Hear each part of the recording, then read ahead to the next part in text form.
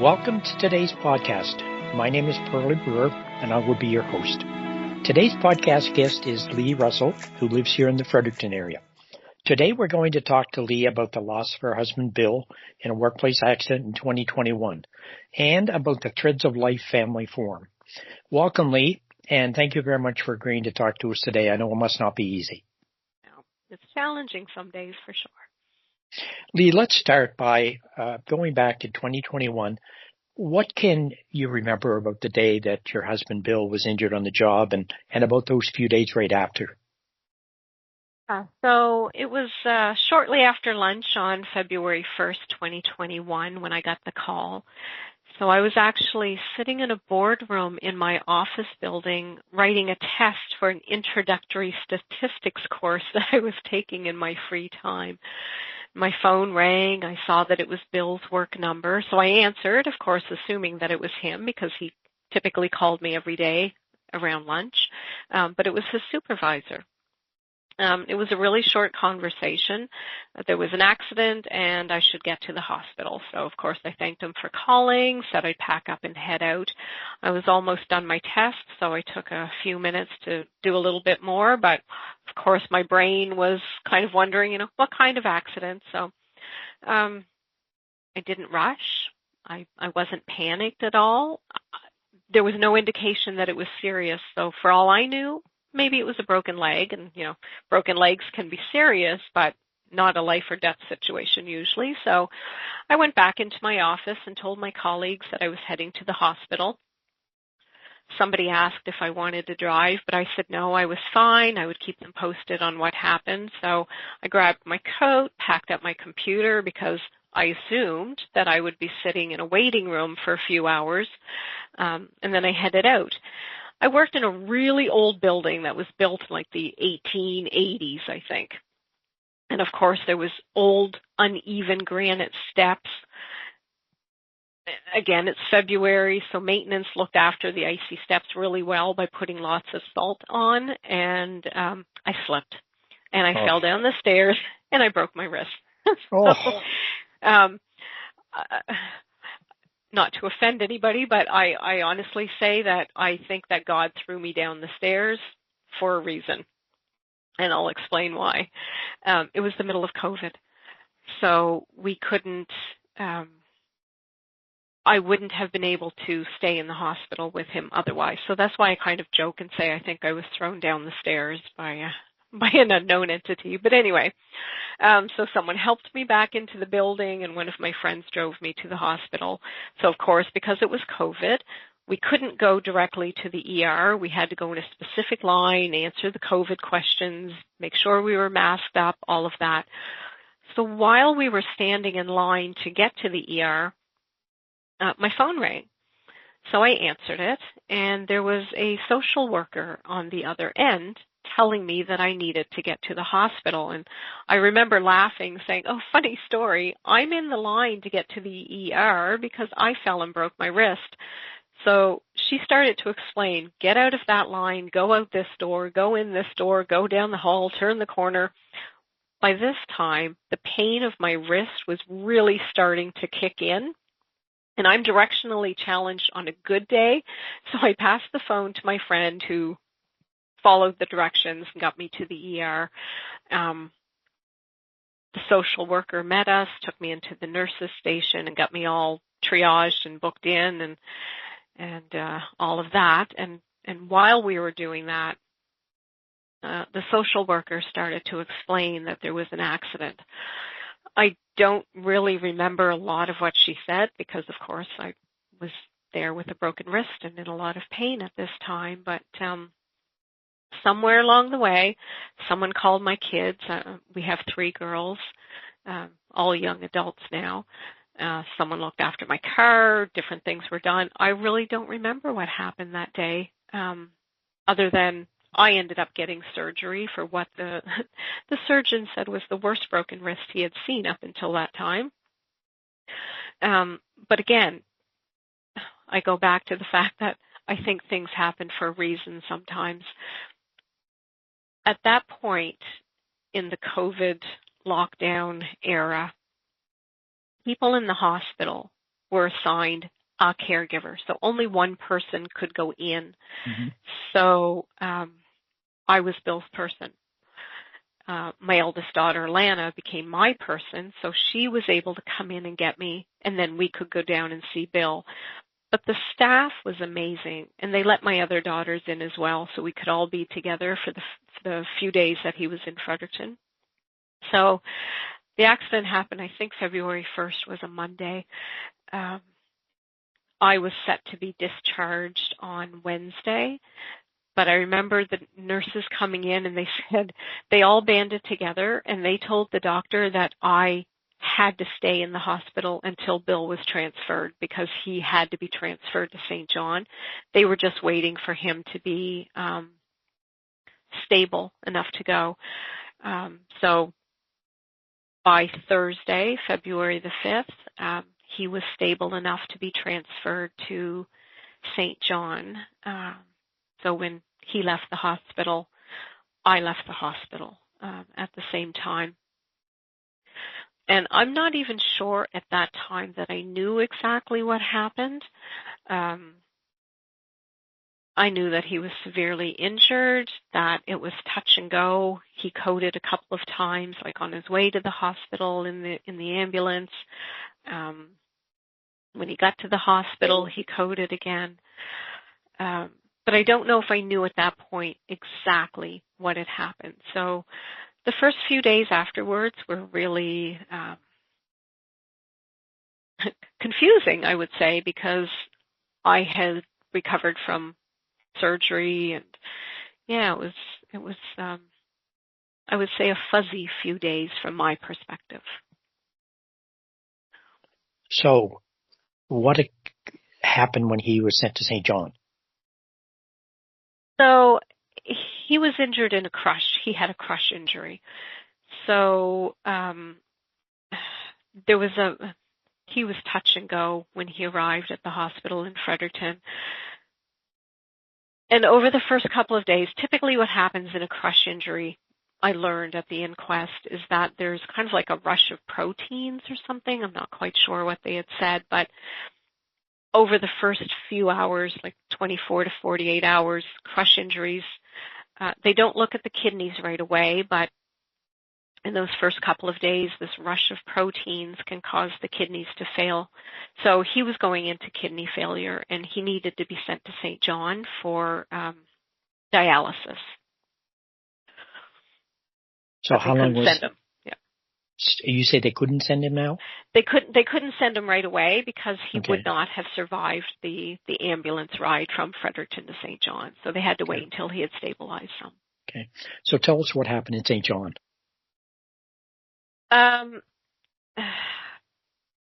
It was touch and go. They tried to do dialysis. The doctors were great. They kept in touch with us pretty much from the beginning. So they would call us 2 or 3 times a day if they needed to let us know, what his progress was and that sort of thing. They started dialysis in the afternoon, and it seemed to be going well in the beginning. But then I think his blood pressure had started to drop. Yeah, so his blood pressure had started to drop. The dialysis wasn't working very well. I think he went into multi-organ failure at one point. I can't remember if that was in St. John or Fredericton. They were able to lower his blood pressure medication, I think, at one point. And his sedation was lowered. But that first day, they had to stop dialysis. They tried again the next day, but they had to take him into surgery. And I think at that point, they found out that he had a hole in his stomach. So they had to do surgery to fix that. He ended up getting another CT scan because his eyes were not responsive, and they couldn't figure out why. So they kept saying, I remember, slow and steady, slow and steady. It's always, 2 steps forward, 1 step back kind of thing is what we were led to believe. CT scan didn't detect anything, which seemed to be a good news story, but he still didn't wake up. His blood pressure kept dropping. He had a weak heart, so they had to skip dialysis again. That following Monday, I was well enough to travel. So my son-in-law and my daughter drove me down to St. John, but his liver was failing. His kidneys were causing jaundice. There was fluid in his lungs. By Tuesday, that would have been the 10th, I think, his white blood cell count had increased. So he was put on a strong antibiotic because when your white blood cells increase, it's a sign of infection. So we had gone back home. Later that night, I think it was around 1 o'clock in the morning-ish, the doctor called to say that he had coded again, and they were barely able to bring him back. And at that point, she said, if it happens again, there'll be nothing that they can do. And she called at 3:30, and he had died. How did your daughters deal with that situation at the time? Everybody was in shock. Oh, so at that time, so that would have been 2021. How old would they have been at the time? Oh, I have to think how old they are now. So my oldest daughter is 30 now, so she would have been, 28, I guess. Yeah. 28. What year is it? 20? Yeah, 27, 28. My middle daughter, Vanessa, would have been 24, 25. And my youngest daughter, Spencer, would have been 18 or 19. Yeah. Everybody was in shock. And through no fault of anybody at any of the hospitals, but we were kind of led to believe mistakenly that going to St. John for the dialysis, I don't know if it was something that somebody said or something that we assumed or inferred from the conversation, but we thought that his kidneys would be stabilized and he would be put on a transplant list. And once he got down there and the doctors from St. John spoke to us during one of his low periods where they had to stop the dialysis, I questioned, what does this mean for being put on the transplant list? And I remember the doctor from there saying, oh, there's no possibility of that ever happening. And that really we knew the situation was dire because it had been touch and go for quite a few days at that point, but it really hit home that he wasn't probably going to make it from this. So, of course, when he passed, we just all kind of walked around in a coma, I would say. It was very surreal. You just don't believe that it's actually going to happen. You always have hope, right? So what did you find out about the circumstances of how Bill was injured? So the investigator from WorkSafe New Brunswick had contacted me very soon afterwards to let us know that he was doing an investigation and he would keep us posted. So I think it was not too long after that he had come and said that he had some details and some pictures, and if we were up to seeing those pictures, he would show us. So he was able to explain to us what had happened. So my husband worked in a treating plant, so there was totes of chemicals that would get shipped in, and he's the one that would treat the wood that you use to build your deck outside or, any kind of material like that. They did telephone poles, so they treated the telephone poles. So these totes would come in full of chemical, but they would need a place to store them. So they built an area, a storage area, just to put these totes in until they needed them. And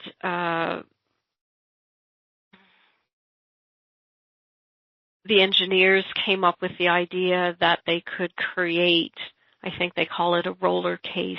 So it's kind of like a conveyor belt sort of thing. The forklift would pick up the totes and take them in, and the intent, I think, was that the forklift would be able to just line up a bunch of them on this roller case. But the way that they built the storage area, there wasn't enough room for the forklift to go in one door and then maneuver the totes to get them on and then get back out. So the forklift would go in, put the tote on one end, and then Bill and his supervisor, who also happened to be his best friend of 30 years, so that makes the situation a little bit more close to home for a lot of us. They would maneuver the totes down to the end. The next one would come in and they would maneuver them down. When they put the very first tote on, I think it was like October 2023 or something along those lines, the tote was so heavy that it actually damaged the aluminum framing. So the solution was to create pallets that were the same size as the tote, and they would set the tote on the pallet, and then they added bolts to the end of the roller, and Bill and his supervisor would use a wrench to turn those rollers and make the totes slide down. When the whole idea of creating this roller case came into being, the engineers, of course, did out their drawings and everything, and maintenance realized that they had some spare parts that would fit this purpose. They had a spare roller case unit that they had bought at auction. So they decided to take the pieces that they had and weld them together, as opposed to buying or building from scratch. And in theory, it was a great idea, I'm sure, but the place where the two pieces were welded together ended up being slightly larger in distance than the other one. So the rollers were supposed to be, I think, 18 inches apart, but this section that was welded together, of course, the weld added some inches. So that particular section was approximately 22 inches. So it wasn't the same, and this particular day, the tote got stuck in that extra wide section. So from my understanding, his supervisor was trying to move the tote using the wrench and bolt system, but it wasn't moving. So for some reason, and this is a reason that only Bill knows, the rest of us will never know, why he decided to get between the rollers to help either push the tote or I don't know what. Anyway, his supervisor was able to get it starting to move, and it tilted, but because it was in this spot that was more than the 18 inches, and the tote was made the same, or the pallet was made to be the same size as the tote, it didn't cover enough roller sections, I guess you could say. So the tote tilted and toppled back onto him. His supervisor immediately put the call out over the communication system, and 12 of his coworkers rushed in, and they had to tie strapping to the tote and to the forklift, and it took 12 of them to get the tote off. So he was crushed from basically the middle of his legs up to his neck. At the time, how did you get through the process?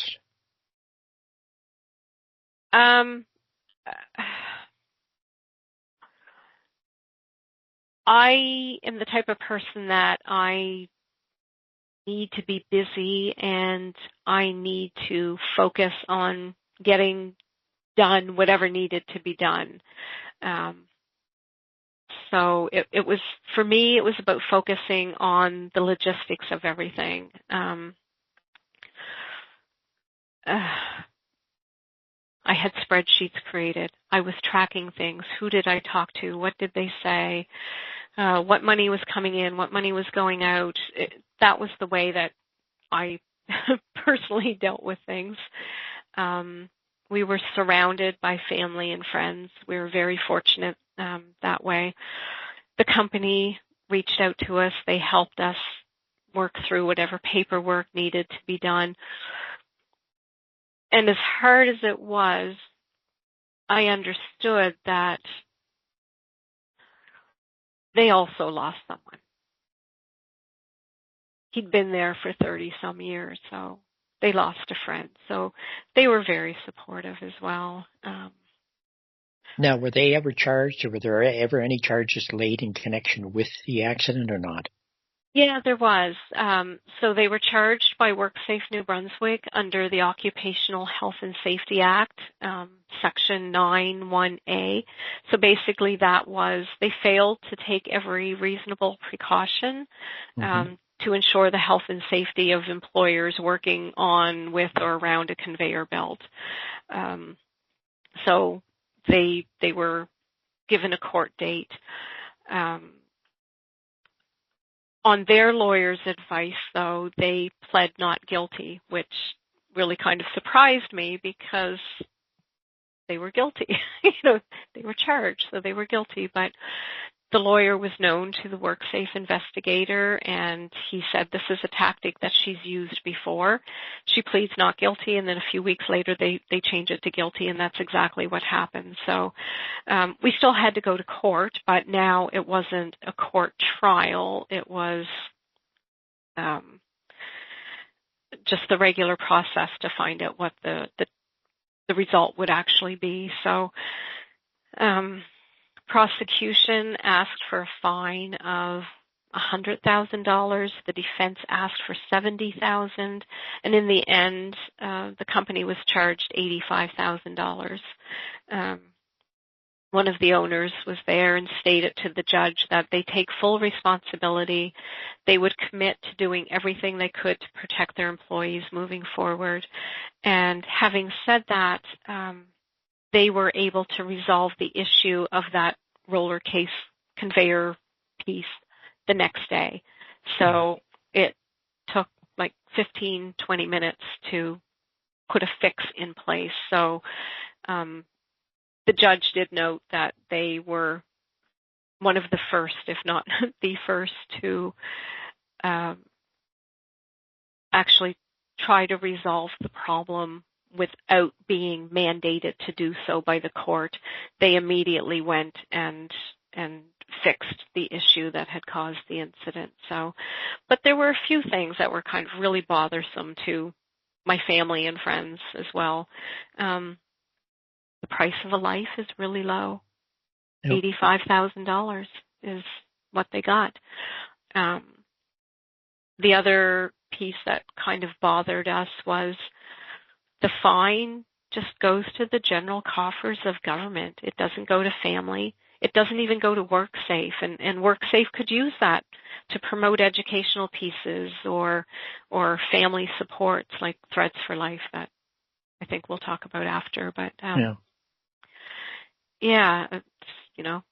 the company writes a check, and for them it's over, but it's never over for the family. Now, you mentioned a moment ago Bill's good friend that was there at the time of the accident. How did he deal, or how has he made out since then? I keep in touch with him. Him and his wife are, like I say, they were best friends of Bill's for 30 years, and, I've known them for almost my whole life. Giving away my age now, but I'm in my mid-50s, and we've known them since we were early 20s. So one of the things that I said to the company and the owners from the very beginning was make sure that he and his coworkers get help. make sure you support them, make sure that counseling is available if they need them, because even though it was my husband, it was their friend, and they have a very different visual than I ever had. They were there on site. So I needed to make sure that the company looked after them as well. It's not just me. It's not just my children. It's them too. So he has his moments. Bill liked to sing. He was a huge Beatles fan, and he would sing the Beatles all the time. He could not sing. He was a very bad singer, but he loved to sing. So sometimes his supervisor tells me he's sure that when he walks into certain buildings, he can hear little echoes of a song or something that reminds him. He says he talks to him every day. So, Threads of Life, when did you get involved with them? Or actually, to go back a little bit, how did you hear about them? And when did you get involved with them? And have they been able to help you some? Sure. So I'm a Facebook person, of course. So after Bill had passed away, as the months went on, I had gone back to work, and again, we had supportive family and friends, but our family and friends had never been in this kind of situation. So I would go on Facebook and I would search out, Facebook groups about grief or loss of husband type things. And I found one that seemed to suit my purposes for a little while, until it didn't. And then I went back on and I started searching again, and I found a group called Soaring Spirits International, and they had a local chapter. So I went online and I met up with them, and they were really helpful. It was mostly women, some men, but mostly women who had lost their husbands. But again, it wasn't people who lost their husbands by accident. It was illness or heart attacks, that kind of thing. So even though they were supportive and they kind of got where I was coming from with the loss of a spouse, they still weren't quite meeting my needs. And I think it was around February 2022, a package arrived from WorkSafe New Brunswick in the mail, and there was a pamphlet or brochure or something about Threads of Life and the Atlantic Family Forum. So I shared it with my girls because it's a family forum, and they had no interest in going. We're really very private people when it comes to that thing. So for them to go and share feelings and emotions with strangers was not what they wanted or needed, but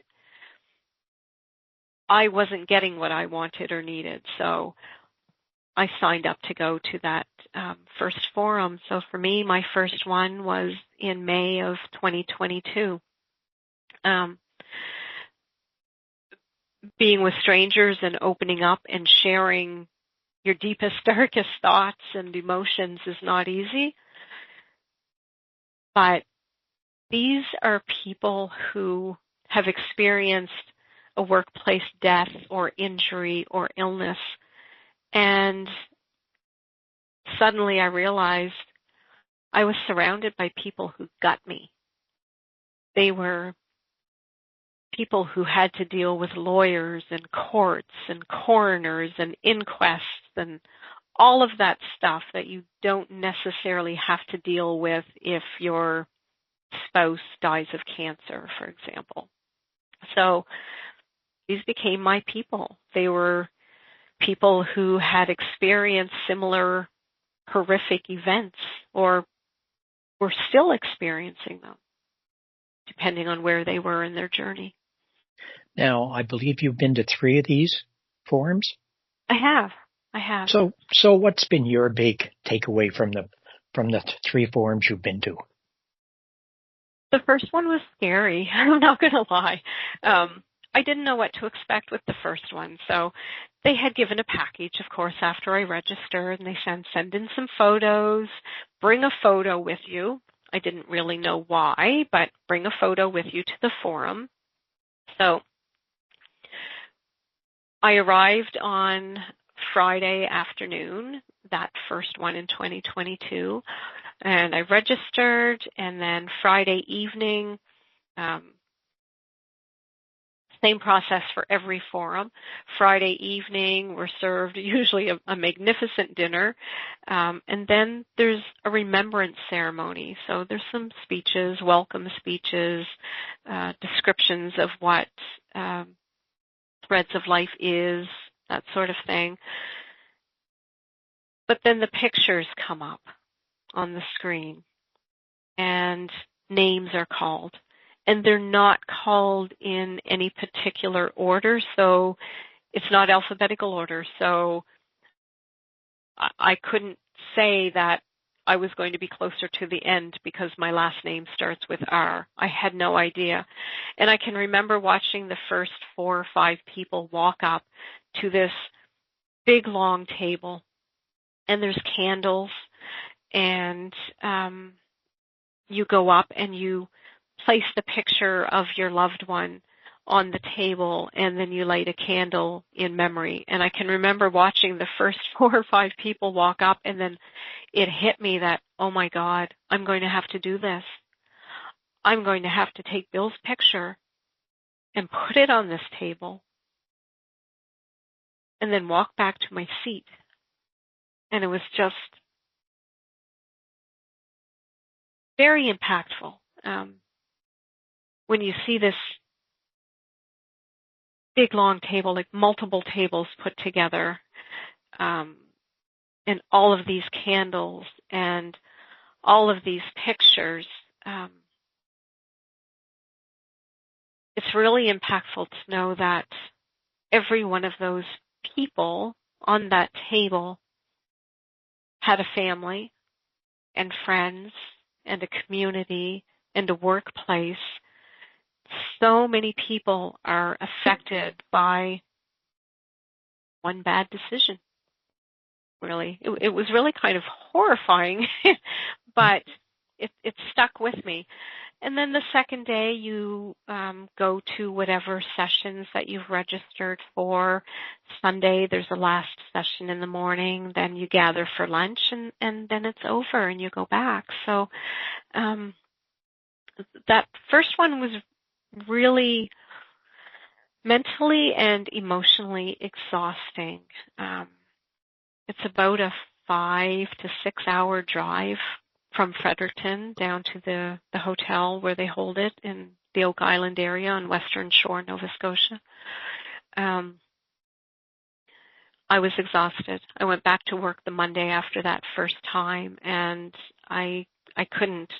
My week was a write-off. My head just kept spinning with all of the stories that I'd heard and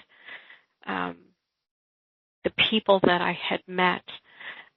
So my second year in 2023, and again this year in 2024, I made the decision that I now take a couple of extra days off work. So I go down Thursday night. I use my Thursday night to mentally prepare myself. And then I stay Sunday night so that I can reflect and decompress and get myself back to where I need to be to face my normal life when I get back home. But it's a very intense and emotional weekend, but it's very fulfilling because, again, it's with people who have been in similar situations, and it's people who understand what I say when sometimes I drive home after work and I sit in my driveway and just stare at my house. I can be happy and then 2 seconds later cry, right? Mm. They know why. They get it. So Do you find you got, excuse me, go ahead. Oh, I was just going to say, it's one of these weekends that I always say, I never want to be there, but I need to be there. Now, do you find you get the most out of listening to other people's stories or from the sessions themselves? Did they both help you? It's a mixture. I think they both help. There's people there who are 15, 20, 25 years into their journey. So it's nice to be able to hear that it can get better. It's always going to be different. Future's never what you thought it was going to be, but it can get better. So that's really good to hear. But at the same time, every year there's new people coming in who have never been to a forum before. Their family member may have, it might be a recent experience, like within the last year, or maybe it was 8 years ago and they're just coming for the first time. Part of my healing process, I'm learning as I go. Part of my healing process is helping others. So how would you like to do that? I'm getting roped into doing different things with Threads of Life. So my second year, they asked if I could introduce the facilitators of a couple of sessions. So they do a little write-up. I read it out loud. So that was speaking in front of people. This year, they asked if I would be the support for a new family that was coming for the very first time. So that entails meeting them as they come in, sitting with them at the table for the Friday night dinner, helping guide them through the weekend, being a support if they need it, giving them a heads up on this is what the remembrance ceremony means on Friday night, so they're not as emotionally stunned as I was that very first year. But I was also asked if I would consider being part of what they call the Speakers Bureau with Threads of Life. So this is a number of people, and I believe there's between 75 and 80 across Canada that basically go out and tell their story. So it could be perhaps a company is having a health and safety meeting, and they could ask a speaker to come in and talk about their story. So basically what I'm doing here with you today is kind of part of that. So it would be sharing my story and sharing the lessons learned so that something like this never happens again. Just to let you know, I've been in the health and safety field for about 35 years and have had a number of opportunities where I've had people like yourself speak to groups. And there's nothing that drives a message home as much as someone like yourself talking about what you've gone through and how it's affected your life. It's very, very important, and certainly keep up all the good things that you are trying to do and that you will do. A couple of things just to finish off our podcast. One, if you had a message to deliver to workplaces, be it employees, supervisors, or the employer, when it comes to health and safety after all you've gone through, what would it be? I think it would be basically the same message for all three, employees, supervisors, and employers. Pay attention. Don't underestimate anything. Just because you went home after work today doesn't mean that you'll get to go home after work tomorrow. Make sure you understand the rules and the regulations. Make sure that you are aware of the laws that are in place in relation to the workplace. Make sure that people get the right information and the right training and the right supervision. It's really important to know that you have the right to refuse work that could potentially be unsafe. You're allowed to participate in workplace health and safety measures, whether that's a committee or being a first aid person or something. And you have the right to know the hazards in your workplace and be given the proper information. Everyone deserves to be safe at work, and everyone should be able to go home at the end of the day. So look after yourself and look after each other. So finally, and certainly most importantly, how are you and your 3 daughters doing now? I think we're okay.